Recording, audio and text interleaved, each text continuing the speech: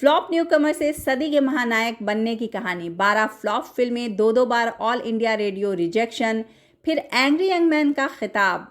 एक ऐसा नाम जो किसी तारीफ या पहचान का मोहताज नहीं, जिसकी आवाज़ उसकी पहचान है, जिसकी कामयाबी के गवाह खुद खुदा हैं, जिसकी बादशाहत आज भी कायम है और कभी न मिटने वाली आभा अमिताभ बच्चन साहब। ख्वाजा अहमद अब्बास की फिल्म सात हिंदुस्तानी में एक हिंदुस्तानी का किरदार अमिताभ बच्चन ने निभाया था, जिसके लिए उन्हें 5,000 रुपये मिले थे।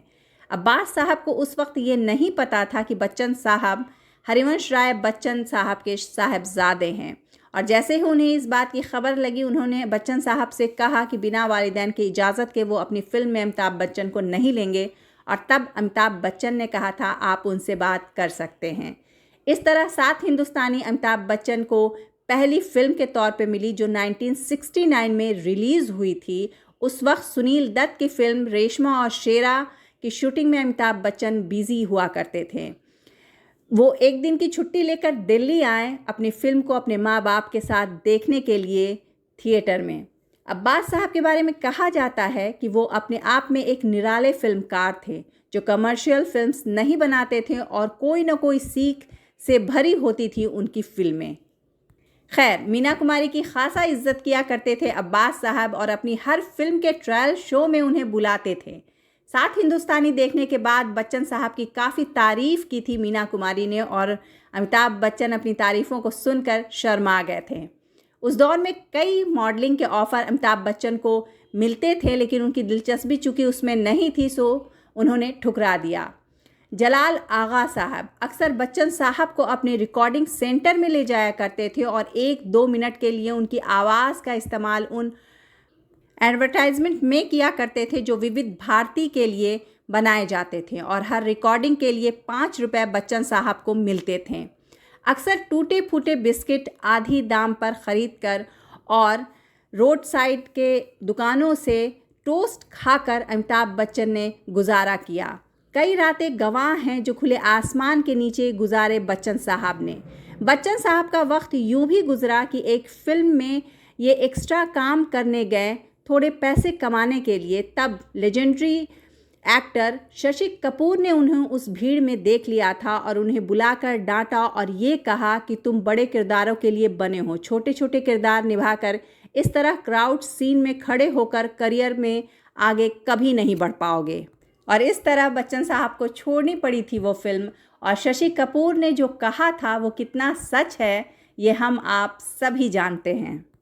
बच्चन साहब की कामयाबी के सफ़र की बात हो और ऋषिकेश मुखर्जी साहब का नाम ना आए तो इंसाफ कहाँ। फिल्म आनंद और गुड्डी के लिए अमिताभ बच्चन साहब को साइन किया ऋषिकेश मुखर्जी ने, लेकिन आनंद में बच्चन साहब इतना अच्छा किरदार निभा रहे थे कि गुड्डी में एक छोटा सा रोल क्यों दिया जाए, ये सोचकर ऋषिकेश मुखर्जी ने उन्हें गुड्डी से हटा लिया। लिहाजा अमिताभ साहब बाहर हो गए इस फिल्म से। लेकिन कहा जाता है ना, हुनर और लगन हो तो कामयाबी अपना रास्ता बना ही लेती है। कुछ ऐसा ही हुआ जब बड़े बड़े एक्टर्स ने जंजीर फिल्म की कहानी सुनने के बाद रिजेक्ट कर दी, और ये फिल्म घूमते फिरते अमिताभ बच्चन साहब की झोली में आ गिरी। और 1973 में आई जंजीर, जिसने एंग्री यंग मैन की पहचान दी अमिताभ बच्चन को। ये दौर राजेश खन्ना साहब का रोमांटिक दौर था, और जंजीर रोमांस से बिल्कुल अलग एक नए ही दौर की शुरुआत थी।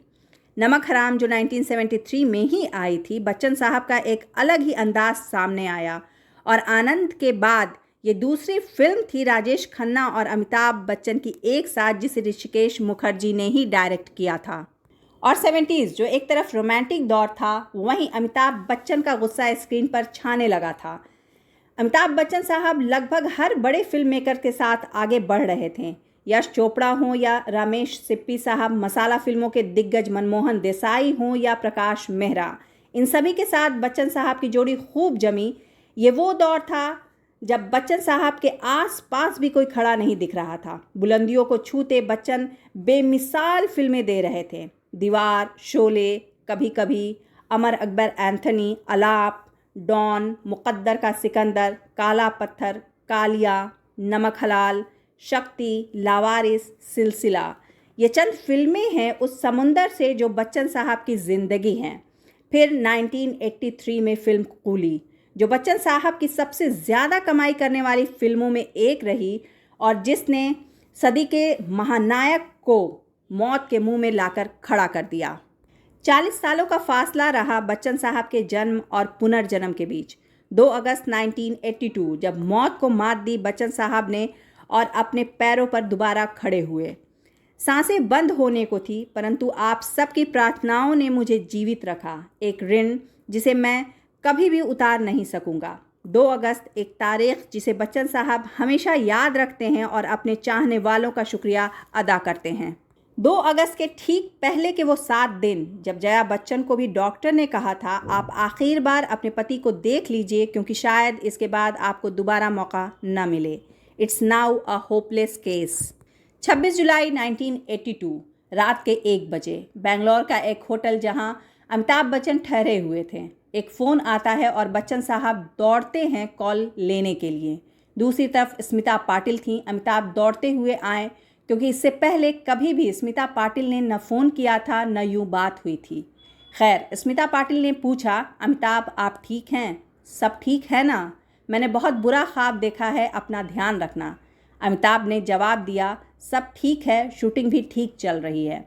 लेकिन अगली सुबह लगभग 11 बजे कुली फिल्म के सेट पर ऋषि कपूर के शॉट को अमिताभ बहुत ध्यान से देख रहे थे और सब ठीक था कि अचानक टाई लगाते हुए ऋषि कपूर गिर पड़े और उनका चेहरा जख्मी हो गया। अमिताभ थोड़ा झल्लाए और बिना वक्त गुजरे ठीक अगले पल में जो हुआ, अमिताभ बस इतना ही कह सके, बस इतनी ही गलती हो गई यार। गलती किसकी थी ये समझ में किसी को भी ना आ सका। अमिताभ में जुनून ऐसा था कि डायबिटीज़ और एस्थमा के बावजूद अपने सारे एक्शन खुद करते। अमिताभ मतलब बॉक्स ऑफिस पर हिट की गारंटी, और अमिताभ के टक्कर में अगर कोई था तो वो खुद अमिताभ। 70s के दौर में एंग्री यंग मैन बनकर उभरे अमिताभ अभी अपने पूरे उरूज पर थे। कुली की फाइटिंग सीन में अमिताभ बच्चन को टेबल के सहारे उछलकर गिरना था और इसी सीन में अमिताभ के पेट में चोट लगी और अमिताभ सेट से बाहर चले गए। शूटिंग ख़त्म होने के बाद खुद अमिताभ के साथ साथ किसी को ये एहसास भी नहीं हुआ कि चोट कितनी गहरी लगी है। अमिताभ ने बताया था, ऋषि कपूर आयोडेक्स देकर बोले थे रात को लगा कर सो जाना, सुबह दर्द ठीक हो जाएगा। उस वक्त जया बच्चन भी साथ थीं, लेकिन अमिताभ साहब ने बहुत मामूली सी चोट बताई थी जया बच्चन को भी। दूसरे दिन दर्द ठीक नहीं हुआ और 28 जुलाई saint Philomena hospital Bangalore. Amitabh की हालत अब बिगड़ने लगी थी। डॉक्टर को भी ये बिल्कुल अंदाज़ा नहीं था कि चोट लगने की वजह से आंतें फट गई हैं और इंटरनल ब्लीडिंग हो रही थी, जिसका 7 से 8 घंटों के अंदर ऑपरेशन ज़रूरी होता है और यहाँ 72 घंटे हो चुके थे। ये किस्मत ही थी कि बेल्लौर के डॉक्टर भट्ट उस वक्त उसी हॉस्पिटल में मौजूद थे। अमिताभ का ऑपरेशन कामयाब रहा, लेकिन अगले दिन निमोनिया के साथ हालत और बिगड़ गई और मुंबई के ब्रीच कैंडी हॉस्पिटल में लाया गया। लेकिन अमिताभ बच्चन मौत की तरफ हर पल बढ़ रहे थे। इन्फेक्शन की वजह से ब्लड डेंसिटी निचले स्तर पर आ चुकी थी। दवाइयों का असर होना बंद हो गया था। पूरे देश में दुआओं का दौर चल रहा था अमिताभ के लिए। वहीं बाला साहब ठाकरे ने उस बारिश में एम्बुलेंस का इंतज़ाम किया जिससे अमिताभ को मुंबई लाया जा सका। एक और ऑपरेशन की ज़रूरत थी, लेकिन अमिताभ की हालत ऑपरेशन की इजाज़त नहीं दे रही थी। इन्फेक्शन इतना बढ़ चुका था कि ऑपरेशन तो कामयाब रहा, लेकिन डॉक्टर ने कहा अमिताभ को बचाने के लिए दवाओं के साथ साथ दुआओं की भी ज़रूरत है। कोई चमत्कार ही अब उन्हें बचा सकता है। ये दिन था 2 अगस्त 1982 का और रात होते होते अमिताभ की हालत अब स्टेबल हो चुकी थी। डॉक्टर्स को शक था अमिताभ के पेट में एक ट्यूमर होने का, जिसका ऑपरेशन 13 अगस्त को किया गया और ट्यूमर निकाल दिया गया। 16 अगस्त 1982 अमिताभ अपने पैरों पर खड़े हो गए थे।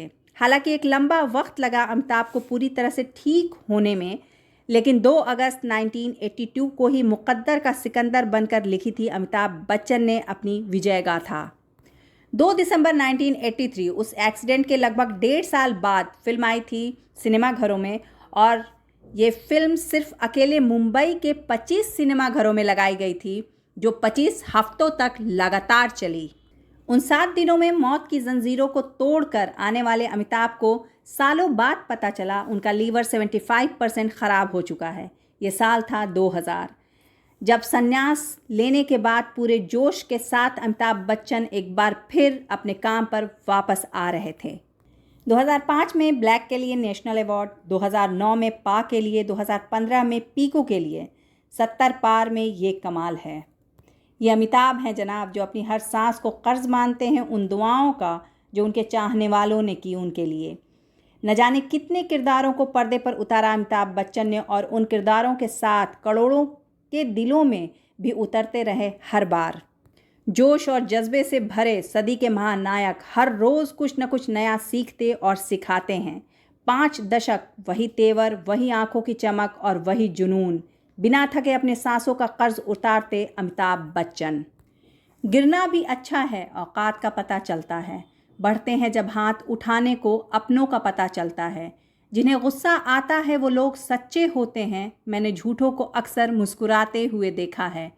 सीख रहा हूँ अब मैं भी इंसानों को पढ़ने का हुनर, सुना है चेहरे पे किताबों से ज़्यादा लिखा होता है। इस वीडियो में अमिताभ बच्चन साहब की ज़िंदगी के बहुत मामूली से हिस्से को लेने की कोशिश की है मैंने। बहुत जंगें जीती है इस महायोद्धा ने। इस सैटरडे रात 8 बजे उनकी एक और विजय गाथा की दास्तां के साथ मैं नीलम अफरोज़ आप सभी के साथ रहूँगी।